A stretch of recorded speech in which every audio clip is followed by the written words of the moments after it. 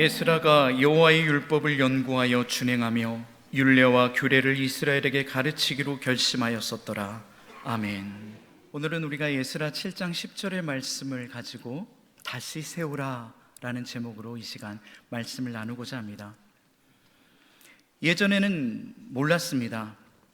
성전에서 예배하고 교제하는 그 모든 일들이 당연하게만 느껴졌는데, 성전에서 찬양이 울려 퍼지고 예배를 드릴 수 있다라는 것, 이 모든 것이 얼마나 감사한지를 깨닫는 그 시간이 얼마 전에 있었습니다. 바로 코로나 기간이었습니다. 그렇게 예배를 사모하며 코로나가 끝나기만을 기다렸던 때가 엊그제 같은데, 오늘 이렇게 한자리에 모여서 울려 퍼지는 찬양 소리 가운데 하나님께 영광 돌릴 수 있다는 것, 이 자체가 얼마나 감사한 일인지 우리가 다시 한번 생각하고 떠올리기를 간절히 원합니다. 그런데 이제는 코로나가 끝났는데도 여전히 우리의 신앙은 다시 이 예배당을 사모하며 성전을 나오는 것을 내가 과연 즐겨하고 있는가를 되돌아보기를 원합니다. 오늘 말씀을 통해서 성전이 주는 의미, 예배에 대한 의미, 다시 마음의 새김으로 우리의 신앙의 터가 온전히 세워지는 이 시간 되기를 간절히 바랍니다. 성경에는 성전을 세우는 장면들이 많이 등장합니다. 우리가 알고 있는 성전은 총 몇 가지가 있을까요? 첫 번째로는 솔로몬 성전입니다. 우리가 더 이상 말하지 않아도 너무나도 잘 알고 있는 성전, 그 성전이 바로 솔로몬 성전이죠. BC 957년에 솔로몬이 아버지인 다윗이 성전을 만들 수 있도록 모든 기틀을 다져놓은 그 토대 위에 성전을 지은 이가 바로 솔로몬입니다. 꿈에 그리던 그 성전을 짓기 위해 얼마나 호화롭고 얼마나 웅장하게 지었는지에 대해서 우리는 잘 알고 있을 것입니다. 두 번째 성전은 포로 귀환 명령을 내린 바사왕 고레스, 역사적으로 보면은 키루스 2세라는 사람을 통해서 귀한 자들에 의해서 성전이 지어지게 되었습니다. 이 성전을 짓기 위해서 첫 번째 귀한 자인 스룹발벨과 예수아가 있습니다. 그리고 두 번째 귀한 자인 에스라가 있습니다. 그리고 세 번째 귀한 자인 느헤미야에 의해서 성벽이 완공됨을 우리는 볼 수 있습니다. 이렇게 1차, 2차, 3차에 걸쳐서 하나님의 성전을 짓기 위해서 수많은 사람들이 모든 것들을 내려놓고 하나님 앞에 나오고 있는 모습을 우리는 살펴볼 수 있습니다. 오늘 본문에 나와 있는 에스라, 이 에스라는 성전 회복을 꿈꾸며 귀환했습니다. 성전의 회복이야말로 제사장인 그에게 가장 우선된 꿈이었을 것입니다. 하나님이 통치하시고 다스리시는 그 성전 회복을 꿈꾸었다라는 것입니다. 왜 그에게 성전의 회복이 가장 중요했을까요? 성전은 이스라엘의 예배의 중심이었습니다. 즉 성전 중심 사상으로 이 이스라엘 백성들은 살아갔다라는 것입니다. 그들의 정체성이 되어지는 것이 바로 이 성전입니다. 그래서 이 성전을 세우는 것이 그에게 매우 중요한 일인 것입니다. 에스라 이전에도 성전을 재건하며 꿈꾸며 헌신했던 사람들이 있었습니다. 성전을 재건하기 위해서 헌신했던 그 사람들은 바벨론에서 어느 정도 자신들의 기반들을, 그 기득권들을 모두 다 내려놓고 다시 고향의 땅으로 옮겨와야 했다라는 사실입니다.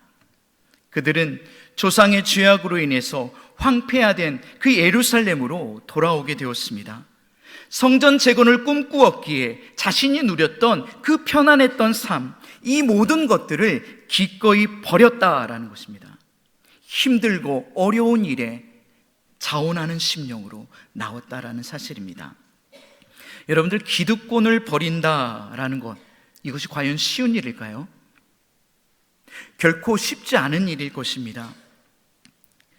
이 기득권을 버린다라는 것은 지금 자신이 갖고 있었던 모든 삶의 터전들을 내려놓고 다시 그 고향의 땅으로 되돌아가는 것을 의미하고 있습니다.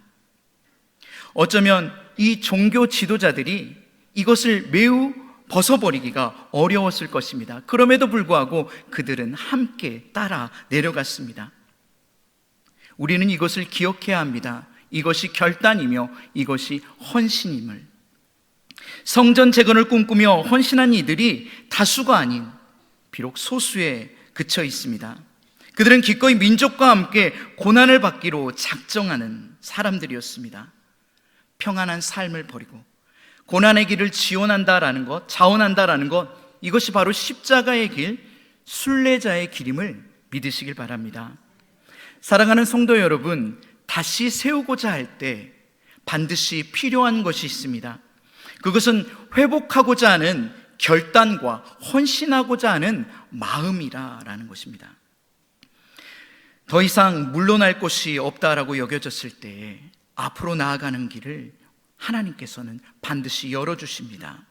떨어질 곳이 없다라고 여겨졌을 때에 바닥에서 건져주시는 분이 우리가 믿고 있는 하나님임을 믿으시길 바랍니다. 성전을 건축하기 위해 헌신하는 자들이 있었습니다. 스룹바벨과 함께 돌아온 이들이 있었는데 그들의 수를 성경에서는 49,897명이다 라고 기록하고 있습니다. 그들은 성전 건축에 헌신하는 자들이었습니다. 성전을 기초를 놓고 예배를 회복하는 데에 힘썼습니다. 그러나 이러한 좋은 뜻을 가지고 이러한 좋은 일들을 하는 이러한 상황 가운데에서 항상 평탄한 일만이 있는 것은 아니다라는 사실을 우리는 성경을 통해서 배울 수 있을 것입니다. 그 당시에 종교적으로 혼합된 이들의 저항과 방해가 잇따랐습니다.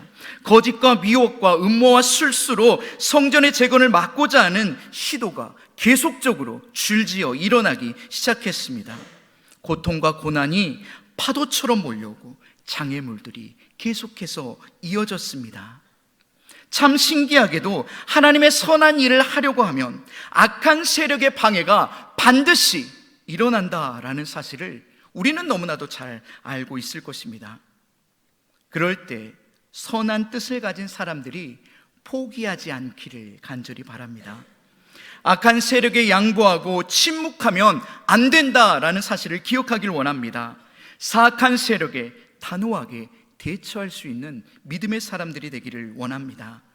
사마리아인의 방해, 방백과 룸과 서기관 심세의 그 기득권을 지키고자 했었던 그들의 거짓 보고 총독 다뜨네의 반대와 같은 숱한 어려움이 있었음에도 불구하고 비록 성전이 지어지는 것이 잠시 중단되는 사건까지 벌어지게 되었음에도 불구하고 선한 뜻을 품었던 이들이 하나님을 향한 그들의 열심이 멈춰지지 않았다라는 사실을 우리가 꼭 기억하길 원합니다. 결국 헌신된 자들로 인해서 성전이 완공될 수 있었습니다. 여러분들, 성전이 완공되고 나서 그들이 가장 먼저 시행했던 것이 무엇일까요? 첫 번째는 바로 예배를 세우는 것이었습니다. 무엇보다 더 중요한 것은 그들이 유월절 절기를 다시 지키기로 했다라는 것입니다. 유월절은 애굽의 속박에서 구원하시는 그 하나님의 은혜를 기억하는 절기입니다. 이것을 대대로 지키라라고 명령하였습니다. 그래서 신약 시대에는 이 유월절 절기가 이스라엘의 3대 절기로 칭해지며 매년 하나님 앞에 그들의 몸을 보이러 예루살렘으로 향했던 것이 이 유월절 절기입니다. 그런데 성경을 보면은, 즉 구약 성경에 나와 있는 유월절 절기가 지켜졌던 때를 보면은 참 희한합니다. 매년 지켜져야 할 이 유월절이 지켜지지 않았다라는 것입니다. 출애굽 당시 처음 유월절을 지킨 것이 우리가 알고 있는 출애굽기 12장에 기록되어 있습니다. 민수기 9장에서는 시내산에 도착한 지 1년 만에 이제 2년 차에 출발하기 바로 직전에 드려졌던 것이 유월절 예배입니다. 그리고 여호수아 5장에 기록한 가나안 땅에 들어가서 그들이 맨 처음 드렸던 것이 유월절 절기입니다. 무려 38년 동안 이 유월절 절기가 지켜지지 않았던 것이죠. 그리고 대하 30장에 히스기야의 유월절이 기록되어 있습니다. 제사장들이 준비되지 못하고 수많은 백성들이 그 날에 모이지 못해서 그 다음 달에 드려지는 송유월절이라고 불려지는 유월절이 히스기야 시대에 지어지게 되었습니다. 그리고 대하 35장에 요시야가 온전히 그 유월절을 지키게 됩니다. 그리고 오늘 본문 포로기한 성전을 완공하고 드려지는 이 유월절이 에스라 6장에 기록하고 있습니다. 이처럼 유월절은 매우 특별한 절기이며 매우 중요한 절기였습니다. 바로 하나님의 구원하심을 기념하는 날이었기에 매우 중요했습니다. 그런데 성경에 기록된 것을 보면 계속적으로 잘 지켜지지 않았음을 우리는 한눈에 볼 수 있습니다. 그런데 큰 일을 앞두고 이스라엘 백성들이 다시 회복하는 그 계기가 되는 것이 유월절이었다라는 사실을 살펴볼 수 있습니다. 그들에게 필요한 것은 가시적인 성전을 세우는 것도 매우 중요한 일이었지만 그 가시적인 성전을 짓는 이유, 그 이유가 더 중요할 거라 생각합니다. 바로 하나님 앞에 다시 말씀에 대한 회복의 중요성을 오늘 에스라는 알았습니다. 코로나가 끝나고 우리가 다시 세우길 원하는 것, 이것은 성전의 중요성을 깨달아서 예배를 사모하는 마음으로 다시 세우기를 원합니다. 영적인 성전, 영적인 말씀 세우기가 필요한 시점이다라는 것입니다. 성전은 회복되었으나 오늘 에스라는 예배의 회복, 말씀의 회복에 대해서 외치고 있습니다. 에스라는 왜 가장 이 하나님의 말씀에 대한 회복의 필요성을 느꼈을까요? 그것은 피조물이 창조주인 그 하나님의 뜻을 몰랐기에 그들에게 모든 환난들이 닥쳐왔다라는 것입니다. 그래서 말씀을 가르치는 것에 그치지 아니하고 에스라 자신이 먼저 그 말씀을 연구하고 준행하며 율례와 법도를 이스라엘 백성들에게 가르치기로 결심하고 결단하고 길을 떠났다라는 것입니다. 말씀에 대한 회복은 예배의 회복을 의미하며 예배의 회복은 하나님과의 그 관계에 대한 회복을 의미함을 기억하시길 바랍니다. 하나님과 이스라엘 백성들은 이 말씀의 부재로 인하여 하나님과의 그 관계가 모두 다 틀어졌습니다. 그래서 하나님의 그 수많은 외침 속에도 하나님이 사랑하사 수많은 선지자들을 보내서 그 수많은 선지자들의 외침에도 불구하고 그들은 듣지 못하고 느끼지 못했다라는 것입니다. 바로 말씀의 부재로 인하여 하나님과의 관계가 틀어져서 듣지 못했다라는 것입니다. 우리 역시 영적인 부분이 쓰러져 있다면 현재 자신의 상태가 어떠한지를 정확하게 진단할 줄 알아야 합니다. 그리고 그 부분에서 우리는 무엇을 가장 먼저 세워야 할지를 정해야 할 것입니다. 그것이 바로 말씀임을 믿으시길 바랍니다. 예배 가운데 말씀이 세워지는 경험을 하기를 원합니다. 말씀을 찾고 또 연구하며 그 말씀이 왜 그러한지를 알아보고 말씀 가운데 말씀하시는 하나님과의 교제, 그 깊은 교제가 있기를 간절히 원합니다. 두 번째는 예배 가운데 말씀의 은혜를 구하는 마음이 있어야 할 것입니다. 바로 우리 안에 은혜를 세우는 작업들이 있어야 합니다. 내가 성전을 사모하고 예배를 드린다고 해서 말씀이 회복되지는 않습니다. 즉 내가 예배의 그 자리에 있다고 해서 말씀 자체가 회복되고 들려지는 것이 아니라는 사실입니다. 인격적인 하나님을 간절히 찾고자 하는 나의 의지와 나의 행동들이 있어야 할 것입니다. 그리고 그것이 하나님의 은혜와 맞닿을 때에 우리는 비로소 하나님의 위로함과 자비함을 누리며 나아갈 수 있게 될 것입니다. 도대체 하나님, 내가 코로나 이후에 예배에 대한 열정들, 말씀에 대한 열정들을 회복하기 위해서 이 자리에 나와 있는데 왜 아무런 변화가 없죠? 라고 묻는 수많은 신앙인들이 있을 것입니다.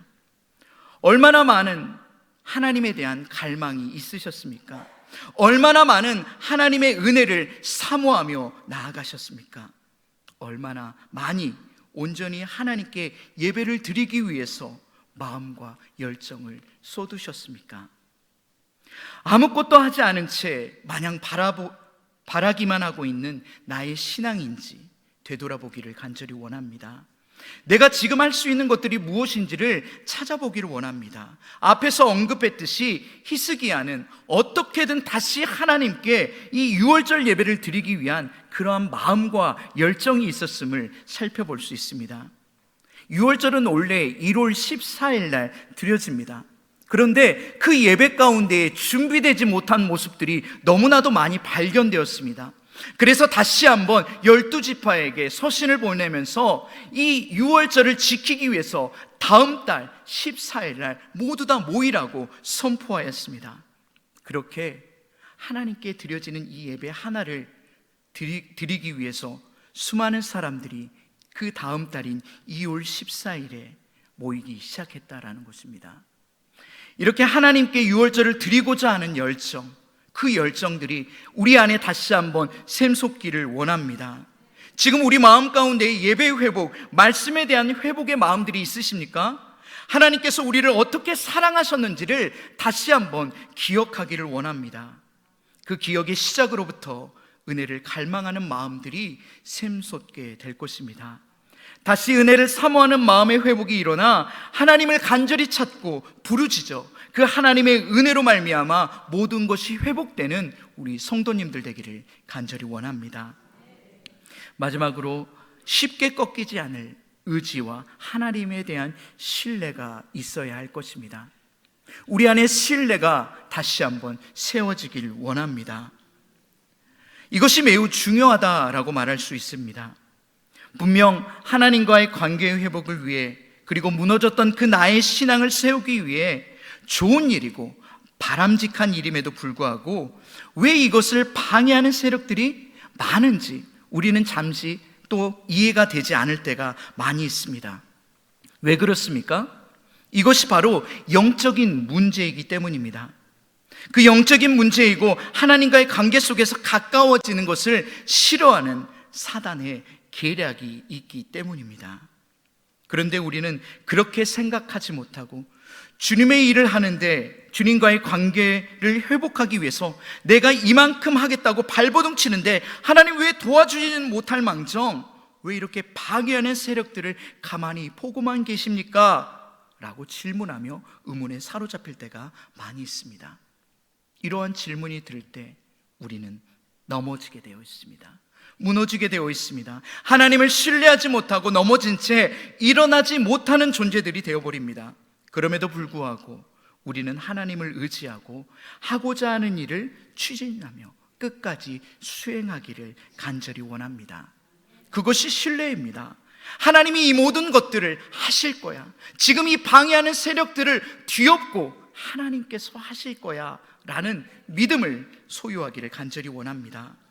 성전을 세울 당시 정말 많은 회방이 있었습니다.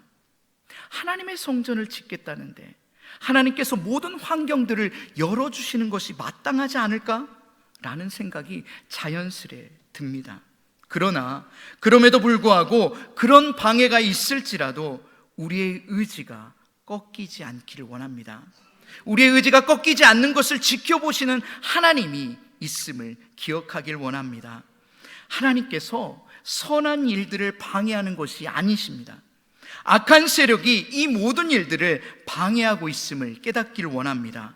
그러나 우리 하나님은 그러한 악한 세력의 그 괴계로 말미암아 선으로 바꾸어 일하시는 하나님임을 우리가 깨닫길 원합니다. 우리가 이 악한 세력들의 방해가 있음에도 불구하고 어떠한 일들을 성취했을 때에 하나님께서는 그것을 보시고 더욱더 기뻐하신다라는 사실을 기억하길 원합니다. 무소불위의 권력을 가지고 계신 하나님이시지만 인간의 삶에 관여하셔서 이렇게 저렇게 마음대로 하시는 분이 아니라는 사실을 꼭 기억하길 원합니다. 나쁜 환경 속에서도 하나님을 의지하고 신뢰하며 그 마음을 기뻐 보신다는 그 하나님을 믿으시길 바랍니다. 믿는 자는 내가 믿는 분이 어떤 분인지를 명확히 알고 그분을 신뢰해야 할 것입니다. 그래야 의심이라는 싹이 우리의 마음 가운데 자라지 않게 될 것입니다. 마태복음 24장 13절에 이런 말씀이 있습니다. 그러나 끝까지 견디는 자는 구원을 얻으리라. 아멘. 이 말씀을 대할 때마다 참 어려운 것 같습니다. 성경은 끝까지 견디는 자들이 구원을 얻는다라는 희망적인 메시지를 말하고 있지만 우리가 그것을 견디기에는 너무나도 여리고 너무나도 부족하기 때문입니다. 하지만 그럼에도 성경은 이것을 해야 한다라고 말하고 있습니다. 즉 정답만을 이야기하고 있습니다. 그러나 우리는 알고는 있지만 이것을 막상 실행하기가 매우 어렵습니다. 여러 가지 상황들을 이야기합니다. 환경들을 이야기합니다. 자기 변명의 이야기를 하기에 바쁘고 있습니다. 코로나가 끝나고 다시 교회에 나와서 마음껏 찬양하고 마음껏 기도하고 마음껏 예배할 수 있는데 이제는 안 나온 지가 너무나도 오래돼서 나올 수 없다라고 이야기하고 있습니다. 직장을 안 다니다가 코로나 시기에 다시 직장을 다니게 되어서 이제는 교회에 나오는 것이 매우 어렵다라고 이야기를 하고 있습니다.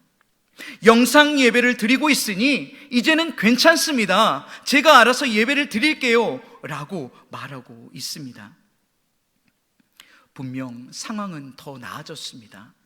예배를 할 수 있는 이 장소, 이 공간, 우리가 마음껏 소리내어 기도하고 찬양하고 하나님의 말씀을 들을 수 있는 이 공간들이 열렸음에도 불구하고 우리가 하지 않는 것, 이것은 우리의 죄악임을 우리가 깨닫기를 간절히 원합니다. 오늘 우리가 무너진 성전을 다시 수축하라고 말씀 속에서 또한 다시 세우기를 원한다라고 우리가 함께 나누었습니다. 어떤 방해가 올지라도 세우는 것을 게을리 하지 않기를 원합니다. 예기치 않는 일들이 일어난다 할지라도 하나님을 신뢰하고 견뎌내기를 간절히 원합니다. 때론 내가 가지고 있는 것들을 포기할 때가 찾아올 수도 있습니다. 그것을 통해 하나님에 대한 나의 마음의 신뢰를 우리가 보여주기를 원합니다. 그 첫걸음으로 하나님과의 관계의 회복이 일어나게 될 것입니다. 그냥 세워지는 것은 아무것도 없음을 꼭 기억하길 원합니다. 헌신과 결단이 있어야 하며 그렇게 하였음에도 불구하고 넘어뜨리는, 방해하는 세력들로부터 견뎌내야 하는 일들이 있음을 기억하길 원합니다.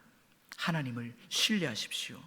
나는 할 수 없으나 나를 돕는 이가 반드시 할 수 있도록 길을 열어주시고 힘을 주시고 지혜를 주심을 우리가 믿음으로 고백하며 나아가길 원합니다.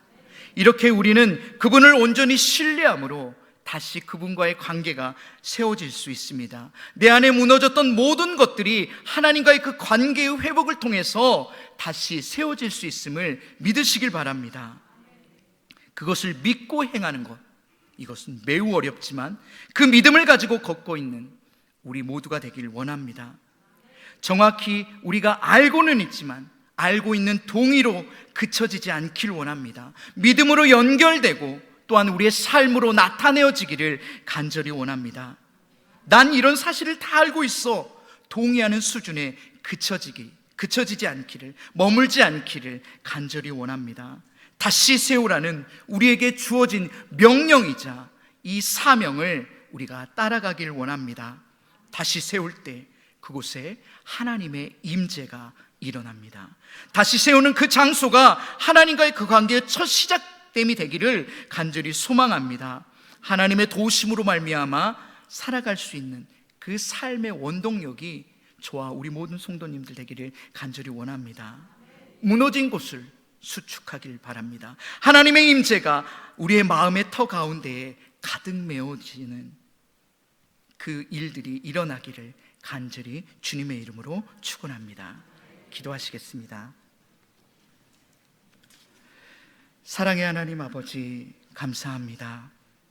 다시 세우라라는 말씀으로 함께 말씀을 나누었습니다. 우리가 지금 세워야 할 것이 무엇인지를 깨달아 알게 하여 주옵소서.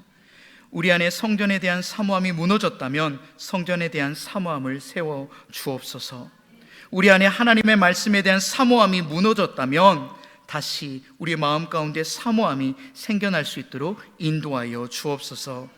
이것을 하기 위한 결단이 필요합니다. 간절히 주님을 사모할 수 있도록 인도하여 주옵소서. 우리의 습관이 주님의 말씀을 늘 가까이 하는 습관을 갖게 하시고 성전을 찾는 것이 우리의 습관이 될 수 있도록 인도하여 주옵소서. 그렇다고 해서 습관에 의해서 말씀을 보지 않게 하여 주옵소서. 습관에 의해서 성전을 찾아오는 것이 아닌 진실한 마음으로 찾게 하시고 그 안에 주시는 기쁨들을 회복하게 하여 주옵소서. 모든 것들이 무너졌을 때에 다시 세워지는 하나님의 은혜를 경험하게 하여 주옵소서. 감사드리며 예수님의 이름으로 기도드립니다. 아멘.